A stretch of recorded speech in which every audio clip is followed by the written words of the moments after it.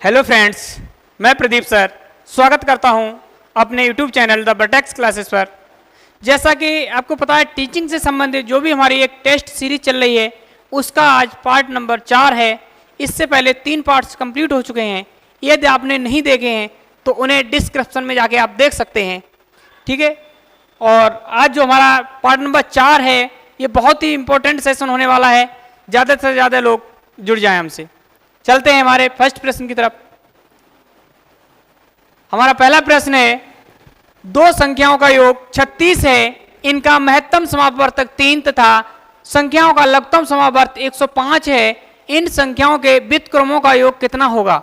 यानी दो संख्याएं दे रखी हैं, मान लिया जाए ए और बी दो संख्याएं हैं, इनका योगफल कितना दे रखा है? इनका योगफल हमें दे रखा है 36 तथा दे रखा है इनका HCF 3 है और LCM 105 है।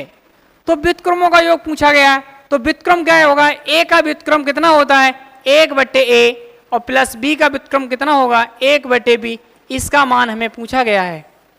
सीधा सीधा करेंगे, हमें LCM और HCF दे रखा है, तो दोनों संख्याओं का गुणनफल बराबर क्या होता है? एक संबंध इनके बीच, दोनों संख्याओं का गुणनफल बराबर LCM इंटू HCF। तो दोनों संख्या a इंटू बी होगा और इसका मान LCM कितना दे रखा है? 105 इंटू HCF कितना है? 3। यानी कह सकते हैं कि AB का मान कितना दे रखे हैं? 3 का मल्टीपल कर देंगे, 3 पंजे 15 और 3 एकम 3, यानी उनका गुणनफल कितना हो जाएगा? 315 और उनका योगफल कितना हो जाएगा? 36। हमें पूछा गया उनके व्युत्क्रमों का योगफल। तो व्युत्क्रमों का योगफल कैसे निकालते हैं? सीधा सीधा करेंगे, a plus b upon AB, यानी उनके योगफल में उसके गुणनफल से अगर भाग दे देते हैं तो उनके व्युत्क्रमों का योगफल हमें प्राप्त हो जाएगा। तो उनका योगफल कितना दे रखा है? 36 बटे उनका गुणनफल कितना है? 315। यहां से अगर देखते हैं, देखो यहां इसको अलग अलग कर देंगे, a upon AB plus b upon AB equal to, यहां से काट सकते हैं 9 से काट दो, 9 चौका 36 और 9 से काट देंगे 9 तिया 27, 4 9 पंजे 45, यानी कितना हो जाएगा? 4/35। और इसका देखा जाएगा तो a से a कट जा रहा है, b से b कट जा रहा है, यहाँ वैल्यू कितनी रह जाएगी? 1/a प्लस 1/b और इसका मान कितना हो जाएगा? 4/35, यानी C is the right option. चलते हैं नेक्स्ट प्रश्न की ओर। नेक्स्ट प्रश्न हमारा है, एक 80 मीटर ऊंचे गोल खंबे पर एक बंदर 1 मिनट में 5 मीटर चढ़ता है, परंतु दूसरे मिनट में 2 मीटर नीचे फिसल जाता है। खंबे के ऊपरी सिरे पर पहुंचने में उसे कितना समय लगेगा? यानी एक खंबा हमारा गोलाकार है और बंदर मतलब 1 मिनट में चढ़ता है तो 5 मीटर चढ़ जाता है और दूसरी मिनट में वो 2 मीटर नीचे फिसल जाता है। तो कहीं ना कहीं कहा जा सकता है कि अगर 1 मिनट में 5 मीटर चढ़ जाता है और दूसरे मिनट में, यानी नेक्स्ट अगली जो 1 मिनट होगी उसमें क्या करता है? 2 मीटर नीचे फिसल जाता है, 2 मीटर नीचे फिसल जाता है। तो कह सकते हैं कि यहाँ टाइम कितना लग रहा है? 1 और 1 2 मिनट। 2 मिनट में बंदर कितनी ऊंचाई तय करता है? यानी 5 चढ़ा, 2 फिसल गया तो कितने पर आ गया? 3 मीटर। यानी बंदर उस खंबे पर 2 मिनट में कितना चढ़ सकता है? 3 मीटर। लेकिन बंदर को चढ़ना कितना है भाई? 80 मीटर पहुंचना है। तो कहीं ना कहीं ऐसी स्थिति कितने बार हो जाए? तो कह सकते हैं इससे लगाते हैं, अगर मान लिया 3 मीटर कितने समय में? 2 मिनट में, तो 80 मीटर चढ़ना, तो कहीं ना कहीं 25 टाइम से दोनों स्टेप हम क्लियर करा रहे हैं। 25 टाइम अगर इसे करा रहे हैं तो 25 को इसको करा देंगे, तो जो टोटल समय रहेगा हमारा वो कितना लग जाएगा? 25 दूना 50 मिनट। और 50 मिनट में बंदर कितनी ऊंचाई तय कर लेगा? 25 तिया 75 मीटर। कितनी कर लेगा? 75 मीटर। अब मान लो गोल खंबा उसको 75 मीटर बंदर चढ़ चुका है, अब खंबे की ऊंचाई शेष कितनी बची? 5 मीटर। टोटल 80 है, तो 5 मीटर चढ़ने के लिए बंदर को कितना समय चाहिए? मात्र 1 मिनट। और 1 मिनट में बंदर कितना चढ़ जाएगा? 1 मिनट में कितना चढ़ जाएगा? 5 मीटर। अब दूसरी मिनट आने का मौका ही नहीं मिलेगा, तब तक बंदर अपने उस पोल के सिरे पर पहुंच जाएगा। नहीं तो अगले मिनट अगर और ऊंचाई होती तो दूसरा मिनट लग जाता तो कम नीचे आ जाता। लेकिन क्या है, जब लास्ट मिनट रहेगा तो बंदर अपनी सिरे पे पहुंच जाएगा। तो टोटल कितनी दूरी हो जाएगी? 80 मीटर ही। लेकिन हमें पूछा गया कि 80 मीटर कितने समय में, तो 50 मिनट ये था, 1 मिनट ये लग गया, टोटल कितना समय लग गया? 51 मिनट। यानी बंदर जो है 51 मिनट में 80 मीटर ऊंचे खंबे पर चढ़ जाएगा। यानी A is the right option, 51 minute. चलते हैं नेक्स्ट प्रश्न पे। नेक्स्ट प्रश्न हमारा है प्रथम 10 समप्राकृत संख्याओं का औसत कितना होगा? किसकी बात कर रहे हैं? औसत। यानी बात करें, अगर यहां पे सम दे रखी है तो मान लिया प्रथम n प्राकृत सम संख्याओं का औसत क्या होगा? इसका एक फॉर्मूला होता है औसत का, क्या होगा? n+1। कितना होता है? n+1। जहां पे n क्या है? यानी संख्याओं की संख्या है, कितनी संख्या दे रखी हैं। यहीं पे अगर ये सम की बात कर रहे हैं, अगर n विषम संख्याओं की बात करें, विषम संख्याओं का अगर औसत देखा जाए तो कितना हो जाएगा? तो सीधा सीधा कितना हो जाएगा? n।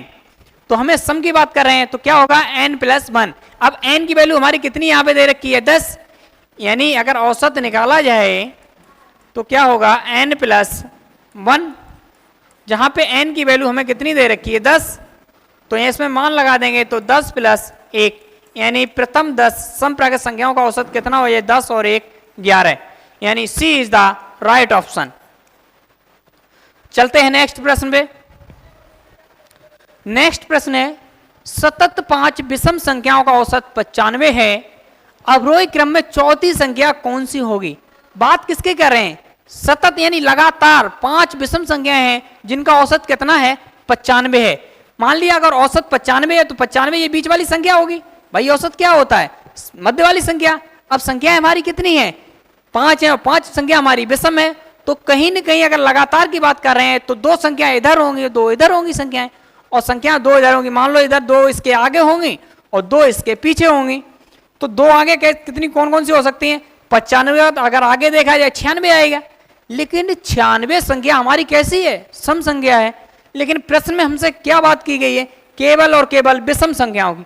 तो 96 नहीं, अगली संख्या क्या रहेगी? 97। तो यानी अगली संख्या क्या रहेगी? 97। इसके बाद अगली क्या रहेगी? 98 सम हो जाएगी, तो 99 हमारी कैसी रहेगी? विषम। इससे पहले की बात करते हैं, 95 से पहले विषम कितनी हो जाएगी? 93, और 93 से पहले कितनी हो जाएगी? 91। बात उसके बाद कर रहे हैं अवरोही क्रम की। क्रम 2 होते हैं, एक अवरोही क्रम और आरोही क्रम। तो कह सकते हैं अवरोही क्रम जो होता है हमारा, उतरते हुए क्रम को, उतरते हुए क्रम जो रहता है वो हमारा अवरोही रहता है, और आरोही जो क्रम दूसरा होता है आरोही क्रम, इसको कहते हैं चढ़ते या बढ़ते हुए क्रम को, चढ़ते या बढ़ते हुए क्रम। अब बात कर रहे हैं किसकी? अवरोही क्रम में तो उतरते हुए, यानी सबसे बड़ी पहले होगी, उसके बाद जो भी संख्या होंगी। तो हमें इधर से देखना है। अब इसके बाद चौथी संख्या देखना है, 1 2 3 और चौथी संख्या हमारी कितनी होगी? 93। यानी option number D is the right answer. चलते हैं नेक्स्ट प्रश्न पे। नेक्स्ट प्रश्न है यदि ए की आय बी की आय से 20% कम हो तो बी की आय ए की आय से कितने प्रतिशत अधिक होगी? अब बात कर रहे हैं ए और बी दो व्यक्ति हैं, ए है और एक बी है। अब ये कह रहे हैं बी की आय से 20% कम है। यहाँ पे हम लोग कंफ्यूजन हो जाते हैं कि कौन कम है कौन ज्यादा है। हमेशा एक चीज ध्यान रखें, जिसके साथ से वर्ड लगा हो उसको ही हम 100 मान लेंगे। तो किसकी आय से कम है? बी की आय से। तो बी की आय कितनी हो जाएगी? 100। अगर बी की आय 100 हो गई है तो ए की आय कितनी हो जाएगी? 20% कम, और 20% का मतलब कितना हो गया? 20। तो ए की आय कितनी रह जाएगी? 80। प्रश्न पूछ क्या रहा है कि बी की आय ए की आय से कितने प्रतिशत अधिक है। अब ये कह रहे हैं जो बी की आय 100 है, ये 80 से कितने प्रतिशत अधिक है। तो सबसे पहले हमें ये देख लें कि ये अधिक कितनी है। क्या अधिक कितनी है? तो अधिक कितनी है? 20। 20 अधिक है। अब प्रतिशत में पूछा गया भाई, तो प्रतिशत में अगर देखते हैं तो कितना हो जाएगा? 20 अधिक है, और अधिक है किससे? 80 से या 100 से? 80 से अधिक है। किससे अधिक है? 80 से। तो 20/80 × 100 कैलकुलेशन करेंगे। 20 × 80 और 4 से इसे काट देंगे 25 चौका 100, यानी जो संख्या है वो कितनी अधिक है, 25% अधिक है, यानी B is the right option. चलते हैं नेक्स्ट प्रश्न पे। नेक्स्ट प्रश्न हमारा है, दो उम्मीदवारों के बीच एक चुनाव में एक उम्मीदवार को कुल वैध मतों के 55% मत मिले। यदि कुल मत 15,200 हों, यानी टोटल मत कितने हों, 15,200 हों, तथा 15% मत अवैध घोषित कर दिए गए हों, तो दूसरे उम्मीदवार को कितने वैध मत मिलेंगे। तो यानी टोटल मत हमें कितने दे रखे हैं, 15,200। 15,000 टोटल मत हैं, इसमें 15% मत कैसे हैं हमारे, अवैध। 15% मत हमारे अवैध हैं, तो 15% अगर अवैध हैं तो वैध कितने हो जाएंगे, 85%। 85% कैसे हो जाएंगे, वैध। उसके बाद कह रहे हैं एक उम्मीदवार को वैध मतों कितने मिल रहे हैं, 55%। अब हमें अंक निकाल लेते हैं कि हमारे वैध मत हैं कितने, तो हम 15,200 का कितना निकाल देंगे, 85%। 15,200 का 85%, ये हमारे क्या हो गए हैं, वैध मत। तो 15,200 इंटू 85% मतलब हो गया 17/20। कैलकुलेशन करेंगे, एक जीरो से एक जीरो काट देंगे, 2 का इसमें भाग लगा देंगे, 2 सत्ते 14, 2 छंग 12 और एक जीरो आ जाएगा, यानी कितने वैध मत रह गए, 760 इंटू 17 मल्टीपल कर देंगे, 17 0 17 0, 17 छिक्का 102 10, 17 सत्ते 119 और 10 कितना हो गया, 129। यानी जो भी वैध मत हो गए हमारे कितने निकल गए, 12,920। और इसमें ये कह रहे हैं कि अगर एक को 55% मिले, यानी एक को कितने मिले, पहले वाले को 55%, ये पहले वाले को मिले, लेकिन दूसरे वाले को तो कितने मिल जाएंगे भाई, एक को अगर 55 मिल गए, दूसरे वालों को 45% मिल जाएंगे। दूसरे वाले कितने मिल जाएंगे, 45%, और 45% तो ये दूसरे वाले को पूछे गए, तो वैध मत कितने होंगे, दूसरे वाले को प्राप्त मत कितने रहेंगे, यानी 12,920 का 45% मिलेंगे दूसरे वाले को। तो निकाल लेंगे, 12,920 का 45% हो जाता है 9/20। कितना हो जाता है, 9/20। कैलकुलेशन करेंगे, एक जीरो से एक जीरो कट जाएगा, 2 का इसमें भाग लगा देंगे, 2 छंग 12, 2 चौका 8 और 2 छंग 12, यानी 646 इंटू 9, यानी गुणा करेंगे, 9 छक्का 54, 5 9 चौक 36, 5 41, 4 9 छिक 54 और 4 58, यानी दूसरे वाले को कितने मत मिले हैं, 5,814, यानी D is the right option. चलते हैं नेक्स्ट प्रश्न पे। नेक्स्ट प्रश्न है हमारा, एक वस्तु को 1754 रुपए में बेचकर उतना ही लाभ प्राप्त होता है जितने के उसे 1492 रुपए में बेचकर हानि होती है, तो वस्तु का लागत मूल्य कितना होगा। यानी ये कह रहे हैं कि जितना 1754 बेचते हैं तो उतना लाभ प्राप्त होता है, जितना कि 1492 में बेचकर क्या होती है, हानि होती है। तो इस टाइप के जो भी प्रश्न बनते हैं तो उसमें सीधा सीधा कुछ नहीं करना होता है, यानी जो भी रहता है, यानी 1754 प्लस 1492 दोनों का टोटल करके हमें मिड वैल्यू निकालना है, यानी बीच की वैल्यू निकालना, वो हमारा क्या होता है, सीपी। तो सीपी हमारा कितना निकलेगा, है टोटल करेंगे, 4 2 6, 5 9 14, 4 7 11, 1 12, 1 1 2 और 1 3, यानी 3246/2, 2 से भाग लगा दें, कितना जाएगा, 1623 रुपए। यानी उस वस्तु का जो भी सीपी निकल के आया है वो कितना आया, 1623 रुपए। ए इज द राइट ऑप्शन। चलते हैं नेक्स्ट प्रश्न पे। नेक्स्ट प्रश्न हमारा क्या है, पी तथा क्यू किसी कार्य को क्रम से 9 दिन तथा 12 दिन में समाप्त करते हैं, किंतु वे पी द्वारा कार्य आरंभ करने के उपरांत बारी बारी से एक एक दिन कार्य करते हैं, कार्य को पूरा करने में कितना समय लगेगा। यानी दो व्यक्ति हैं पी और क्यू, पी 12 दिन में करता है तो क्यू, सॉरी पी 9 दिन में करता है तो क्यू 12 दिन में समाप्त करता है, लेकिन काम को वो बारी बारी से करते हैं। बारी बारी का मतलब है कि आज अगर हम कर रहे हैं तो कल आप करेंगे, ऐसे करके नेक्स्ट उनकी एक क्रम चलता चला जा रहा है। तो देखते हैं तो पी को कितना समय लगता है, पी को कार्य करने में 9 दिन का समय लगता है, जबकि क्यू को उसी काम को करने में कितना समय लगता है, 12 दिन लगते हैं। तो देखते हैं टोटल वर्क हमारा कितना होगा, 9 और 12 का एलसीएम ले लेंगे, एलसीएम कितना हो जाएगा 72, ये हमारा टोटल वर्क हो जाएगा। तो पी का एक दिन का काम कितना रहेगा, यानी 9 × 72 8 यूनिट, और क्यू का एक दिन का कितना रहेगा 6 यूनिट। यानी कह सकते हैं कि एक दिन में अगर पी ने कितना काम किया है 8 यूनिट, और एक दिन में क्यू ने कितना किया है 6 यूनिट। यानी 2 दिन काम, यानी पहले दिन इसने किया, दूसरे दिन इसने किया, तीसरा फिर इसका नंबर आ जाएगा। तो पहले हम देखते हैं कि 2 दिन में टोटल काम हमारा कितना हुआ, 8 और 6 14 यूनिट काम समाप्त हुआ है। कितने दिन में, 2 दिन में। काम को करना कितना है 72 यूनिट, यानी कहीं न कहीं 72 यूनिट करना, तो कहीं न कहीं 14 को हमें 72 के करीब पहुंचना है। तो क्या करना पड़ेगा इसमें, यानी 14 पंजे 70, और तो 5 दिन इसमें भी करना पड़ेगा।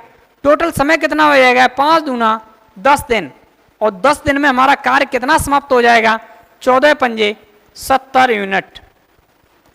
70 यूनिट काम समाप्त हो गया, और दोनों का 10 दिन में, मतलब 10 दिन इसने किया है, 5 दिन इसने किया, 5 दिन इसने किया है। तो आगे शेष हमारा काम कितना बच रहा है, शेष हमारा टोटल वर्क हमारा 72 था, जिसमें 70 कंप्लीट हो गया, शेष कितना बच रहा है 2 यूनिट। और 2 यूनिट को कौन करेगा, 2 यूनिट को भाई पहले नंबर शुरुआत करता भाई करेगा। तो शुरुआत कौन करता है, यानी शुरुआत किसने की थी, पी ने। तो 2 यूनिट जो बचे हैं वो कौन करेगा, पी करेगा। तो भाई टोटल अगर टाइम कितना लग रहा है, अगर देखा जाए टोटल टाइम कितना लग रहा है, यानी 10 दिन में ये कंप्लीट हो गया 70 यूनिट। अब शेष बचा 2 यूनिट, वो कौन करेगा, पी करेगा। तो 2 यूनिट शेष बचा, लेकिन एक दिन में पी कितना करता था 8 यूनिट, यानी 2/8।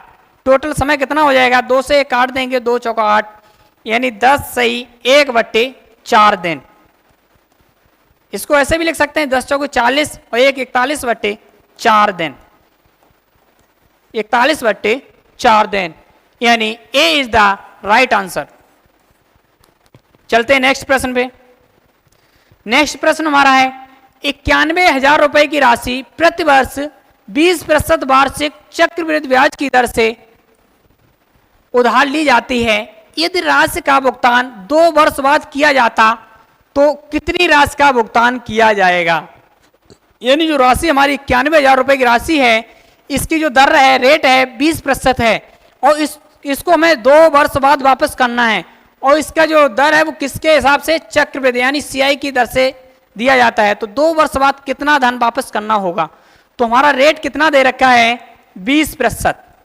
20% का मतलब कितना हो गया फ्रैक्शन में 1/5।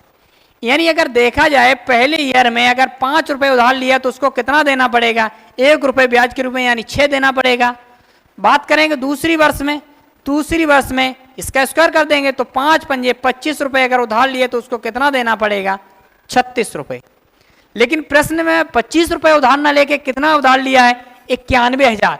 तो कहीं ना कहीं 25 की वैल्यू हमें कितनी दे रखी है 91,000। यहां से हम 1 की वैल्यू निकाल देंगे, 1 की वैल्यू निकालने 25 से काट देंगे, 25 यहाँ 75 और 15 16 160 हो गया, 25 छिक्का 150, 10 100 हो गया, 25 चौका 100, यानी 3640। 1 की वैल्यू कितनी निकल के आ गई 3640। अब मुझे देना कितना उसे 36, यानी 36 की वैल्यू चाहिए। तो 36 की वैल्यू कितनी हो जाएगी 36 × 3640, मल्टीपल करेंगे 36 करेंगे 1 0 ये आ जाएगा, 36 चौका 144, 14 36 छिक्का 216 और 14 230, यानी 23, और 36 यहाँ 108 और 23 कितना हो गया 131। उसे वापस कितना धन करना पड़ेगा 1,31,040 रुपए, यानी A is the right answer. कितना करना पड़ेगा 1,31,040 रुपए उसे वापस करना पड़ेगा। चलते हैं नेक्स्ट प्रश्न पे। नेक्स्ट प्रश्न हमारा है कितने समय में 3% वार्षिक दर से 8,000 रुपए का साधारण ब्याज उतना ही होगा जितना कि 4% वार्षिक दर से 6,000 रुपए का साधारण ब्याज 5 वर्ष में होगा। तो कहीं न कहीं इसमें यह पूछा गया कि 8,000 रुपए को कितने समय में 3% वार्षिक ब्याज की दर से साधारण ब्याज उतना ही होगा जितना कि 6,000 रुपए का 4% वार्षिक ब्याज की दर से 5 वर्ष में होगा। तो हम क्या करते हैं, मान लिया साधारण ब्याज की बात कर रहे हैं तो 8,000 रुपए का कितने दर से, 3% दर से, और कितने समय के लिए, इन्हें समय नहीं दिया, समय पूछा गया है, ये T वर्षों के लिए, ये हमारा क्या निकल गया है, ब्याज। और इसी के बराबर कितना ब्याज हो रहा है, यानी दूसरा जो दे रखा है हमें 6,000 रुपए का 4% वार्षिक ब्याज की दर से 5 वर्ष में जो होगा वो इसके बराबर होगा। यहां से हम टी की वैल्यू निकाल लेंगे। देखो 3 जीरो से ये 3 जीरो ये खत्म कर देंगे, 100 से ये 100 हमारा खत्म हो गया। इधर कितना रह रहा, 8 तियां 24 टी, और इधर कितना रहेगा, 4 पंजे 20, 20 छिक्का 120। यानी यहाँ से टी की वैल्यू निकालने हैं तो 120 बटे कितना हो जाएगा, 24, और 24 से हम काट देंगे, 24 पंजे 120, यानी जो भी समय रहेगा वो कितना निकल के आएगा, 5 वर्ष। समय कितना निकल के आएगा, 5 वर्ष। यानी सी इज द राइट आंसर। ठीक है, आज के लिए हम इतना ही रखते हैं। Next class